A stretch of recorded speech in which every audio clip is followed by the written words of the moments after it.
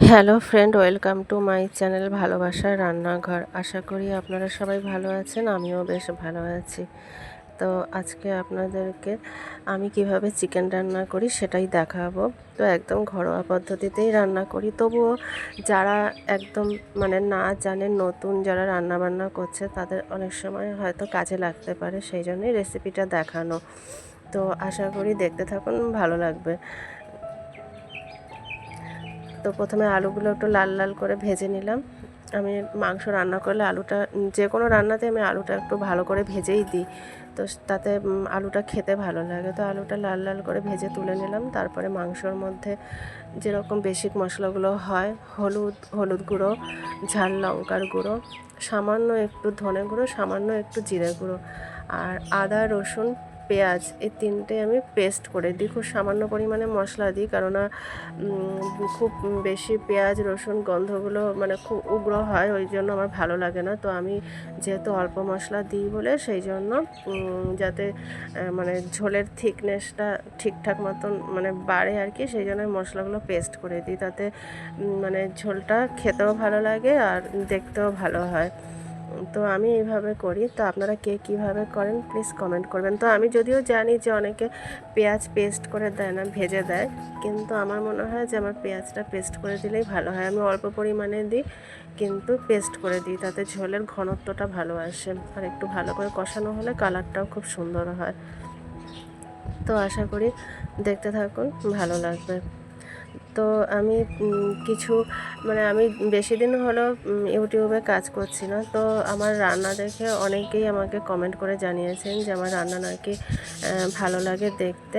তো এটা শুনে আমার বেশ ভালো লাগলো। তো তার মধ্যে আমার একজন দিদিভাইয়ের নাম মনে পড়ছে, শম্পা আক্তার জুঁই। তো দিদিভাই আমাকে কমেন্ট করে, তো আমার খুব ভালো লাগলো। আর দিদিভাইদের নাম আমি এই মুহূর্তে মনে করতে পারছি না, ভয়েস ওভার দিতে দিতে ওই দিদিভাইয়ের নামটা মনে পড়লো, তাই মনে করে দিলাম। তো দিদিভাইকে অনেক ধন্যবাদ, দিদিভাই আমার ভিডিও দেখার জন্য, আর দেখে আমাকে কমেন্টও করে। তো সেটা আমার খুব ভালো লাগলো।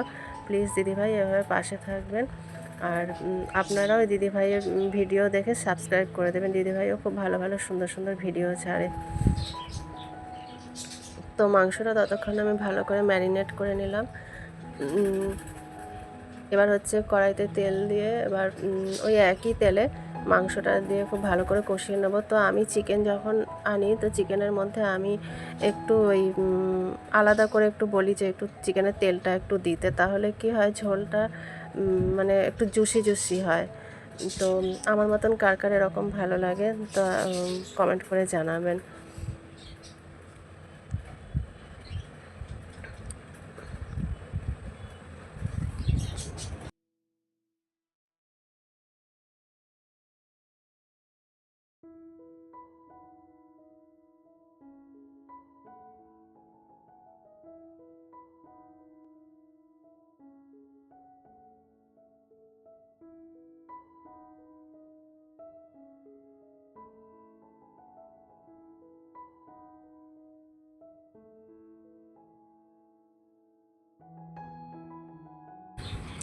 আজকের ভিডিওটা কে কোথা থেকে দেখছেন কমেন্ট করে জানাবেন প্লিজ, তাহলে আমার একটু ভালো লাগবে যে আমার ভিডিওটা কোথায় কোথায় পৌঁছচ্ছে।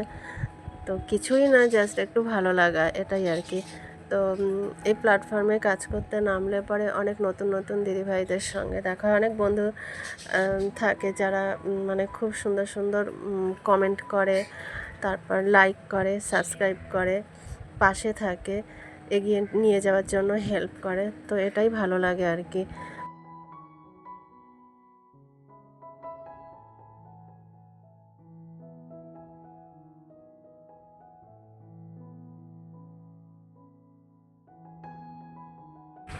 তো মাংসটা খুব ভালো করে কষিয়ে নিচ্ছি।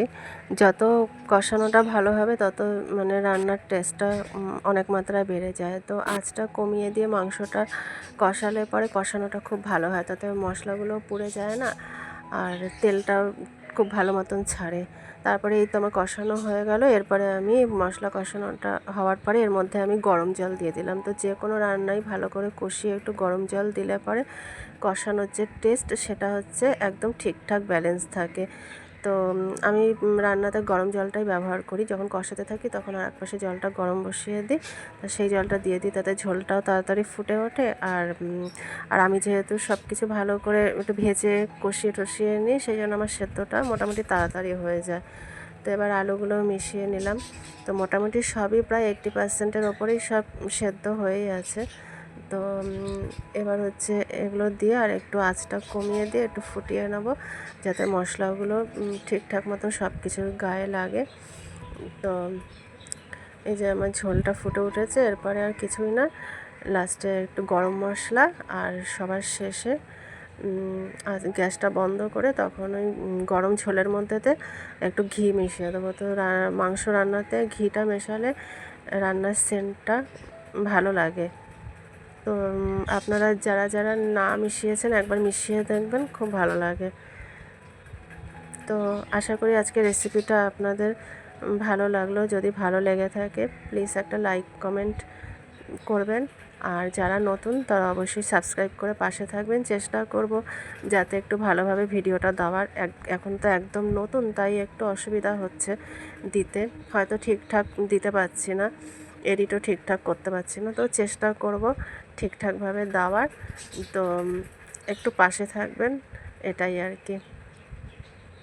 তো রান্না আজকের মতন আমার কমপ্লিট। আবার দেখা হবে পরের ভিডিওতে, ততক্ষণের জন্য টাটা, সবাই ভালো থাকবেন। আবার আসবো নতুন একটা রেসিপি নিয়ে।